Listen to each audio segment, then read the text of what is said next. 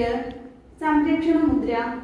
ഇതിനുശേഷം ഭൂമിയുടെ 4 കോണുകളിൽ 4 ദൂതന്മാർ നിൽക്കുന്നത് ഞാൻ കണ്ടു.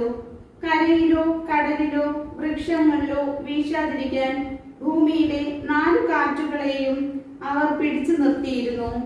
വേറൊരു ദൂതൻ ജീവിക്കുന്ന ദൈവത്തിന്റെ മുദ്രയുമായി സൂര്യൻ ഉദിക്കുന്ന ദിക്കിൽ നിന്ന് ഉയർന്നു വരുന്നത് ഞാൻ കണ്ടു.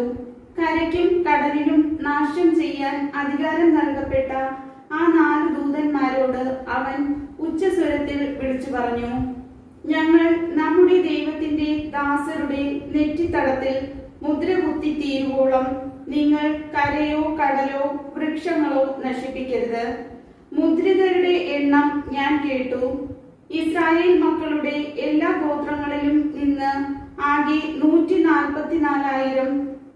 യൂദാ ഗോത്രത്തിൽ നിന്ന് മുദ്രിതർ 12,000. റൂബൻ ഗോത്രത്തിൽ നിന്ന് 12,000.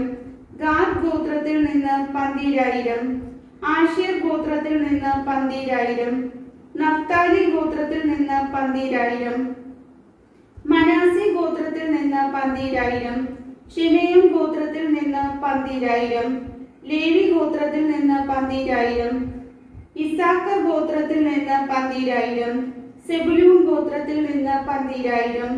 ജോസഫ് ഗോത്രത്തിൽ നിന്ന് 12,000. ബെഞ്ചമിൻ ഗോത്രത്തിൽ നിന്ന് മുദ്രിതർ 12,000.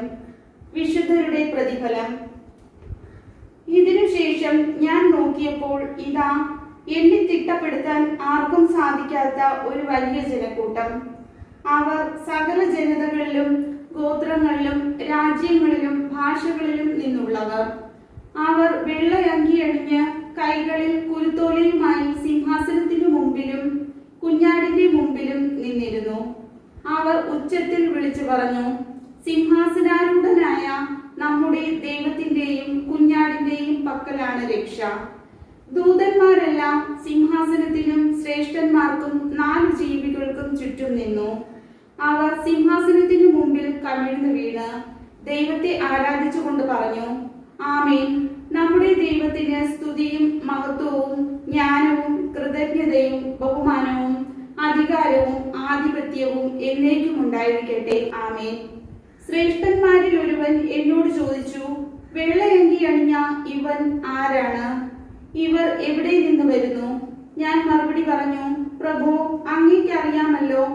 അപ്പോൾ അവൻ പറഞ്ഞു, ഇവരാണ് വലിയ ഞെരുക്കത്തിൽ നിന്ന് വന്നവർ, കുഞ്ഞാടിന്റെ രക്തത്തിൽ തങ്ങളുടെ വസ്ത്രങ്ങൾ കഴുകി വെളുപ്പിച്ചവർ. അതുകൊണ്ട് ഇവർ ദൈവത്തിന്റെ സിംഹാസനത്തിന് മുമ്പിൽ നിൽക്കുകയും അവിടുത്തെ ആലയത്തിൽ രാപകൽ അവിടുത്തെ ശുശ്രൂഷിക്കുകയും ചെയ്യുന്നു. സിംഹാസനസ്ഥൻ തന്റെ സാന്നിധ്യത്തിന്റെ കൂടാരത്തിൽ അവർക്ക് അഭയം നൽകും. ഇനി ഒരിക്കലും അവർക്ക് വിശക്കുകയോ ദാഹിക്കുകയോ ഇല്ല. വെയിലോ ചൂടോ അവരുടെ മേൽ പതിക്കുകയില്ല. എന്തെന്നാൽ സിംഹാസന മധ്യത്തിലിരിക്കുന്ന കുഞ്ഞാട് അവരെ മേയ്ക്കുകയും ജീവജലത്തിന്റെ ഉറവകളിലേക്ക് നയിക്കുകയും ചെയ്യും.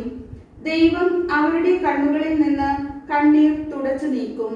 കർത്താവിന്റെ വചനം.